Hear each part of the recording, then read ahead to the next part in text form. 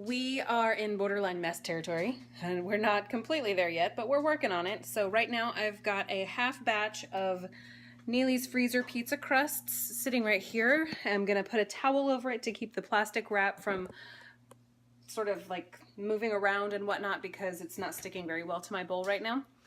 I have 5 pounds of meat, ground beef, with salt, pepper, onion powder, and garlic powder in here. Totally browned up. I'm letting that cool down a little bit before I go in and drain off some of the fat from that. I don't want to drain it all, but I do want to drain some of it. And then in here I've got, I don't know if that's fogging up my camera. I've got 4.5 pounds of chicken breasts that are seasoned with salt, pepper, onion powder, and garlic. Those are like the 4 things that I put on any meat every time. So I've got those going, and as soon as those are finished, they're going to cool for a bit, and I'm going to prepare them for the next phase. Those will probably all get diced up. I need to weigh out my beef, and I probably am going to go ahead and I'm going to take this package of chicken breasts. This is 4.1 pounds. So I'm going to take this package of chicken breasts. I'm going to actually probably cube it up into bite-sized pieces. That way I can make little chicken nuggets out of it. But I'm not actually going to do my coating on them today because I think, you know, I wind up using cubed up chicken for a lot of various things, whether they're breaded for like keto chicken nuggets, or if they are taken and like I do a General Tso's chicken with them, I do a orange chicken with them, I do various like Asian type dishes with them. Oh my goodness, my hands. So I've got that. I'm just gonna leave these plain, and I'm gonna probably bag them up in 1 pound increments with my scale and my Food Saver vacuum sealer, and then I'm not going to start it on the chocolate chip freezer cookies yet. I think I'm gonna see where I sit once the 5 pounds of ground beef over here that is cooling. I am going to use 2 pounds for my, I need my list.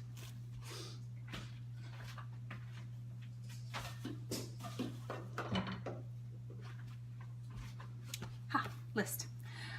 So I think today what I'm going to do is I'm going to make my cheeseburger pie from Trim Healthy Mama Cookbook, page 149.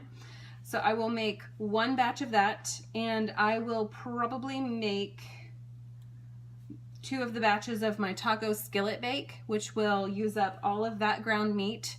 And then I will, like I said, cut up this chicken.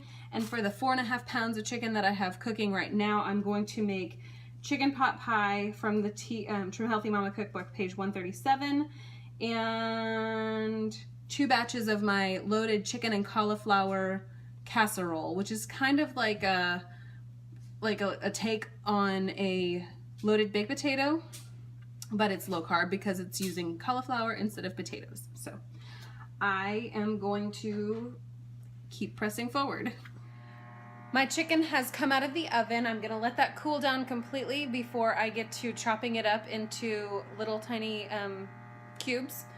My ground beef, I have already completed my cheeseburger pie from the Trim Healthy Mama Cookbook, and I divided a single batch into 3 individual meal sizes, which is perfect for the 4 of us for 1 meal, especially whenever you pair it with all of the fixins like shredded up lettuce and tomato and toppings and whatnot. And then we also pair that up with like a broccoli or some green beans or something. So I've gotten those complete.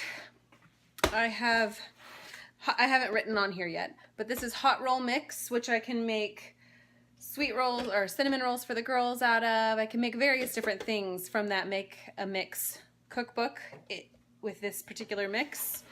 I've got the girls' waffle mix that they love.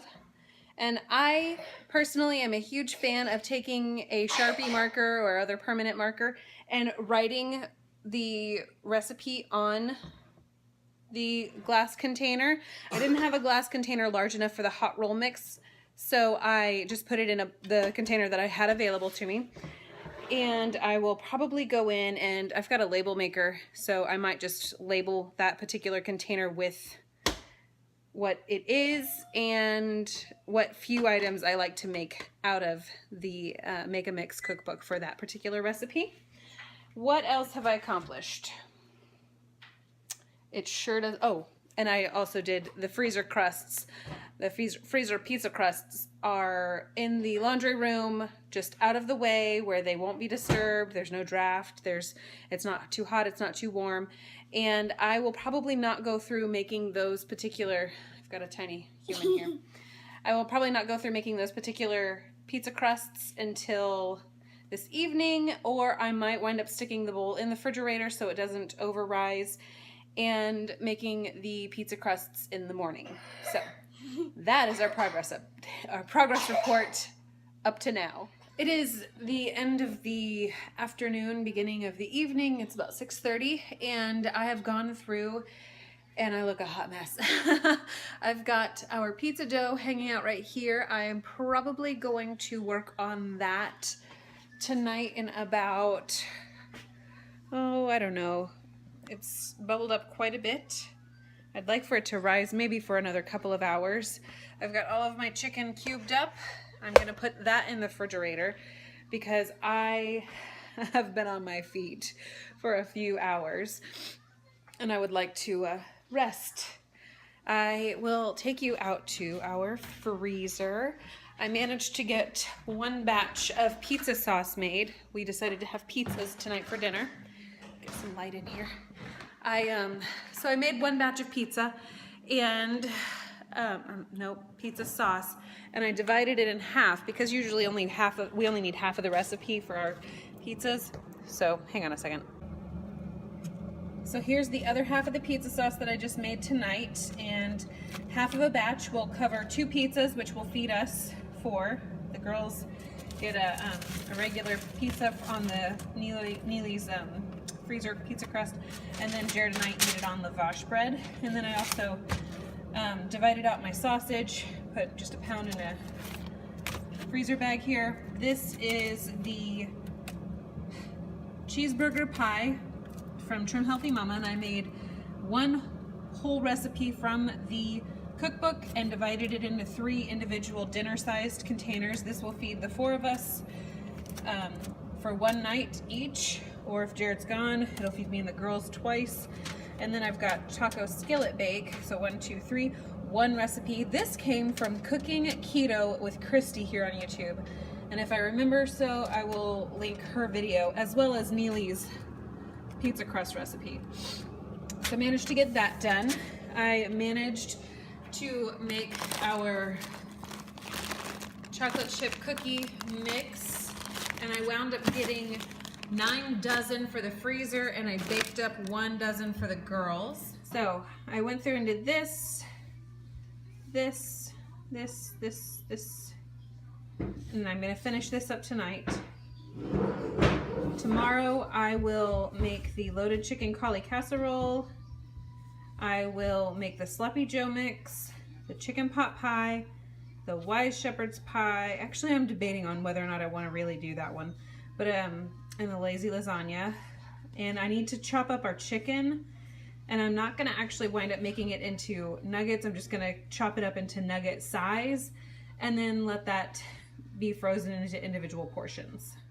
So overall, I would say that this has been a fairly successful freezer cooking day. 1, 2, 3, 4, 5, 6 out of my 13. That's not too bad. And I probably will not get to the ranch cauliflower bites because our Walmart didn't have the frozen cauliflower the way I wanted them to, so I need to use those fresh heads of cauliflower for the loaded chicken and cauliflower casserole, loaded chicken cauliflower casserole. So we are gonna call this freezer day done, and I may or may not be able to check in tomorrow. We've got loads of work to do tomorrow on the nursery, and I'm probably gonna wind up freezer cooking in the middle of all of that. So we shall see. Anyway, thanks for following along today on this freezer prep, and I'll come at you with more freezer prep soon.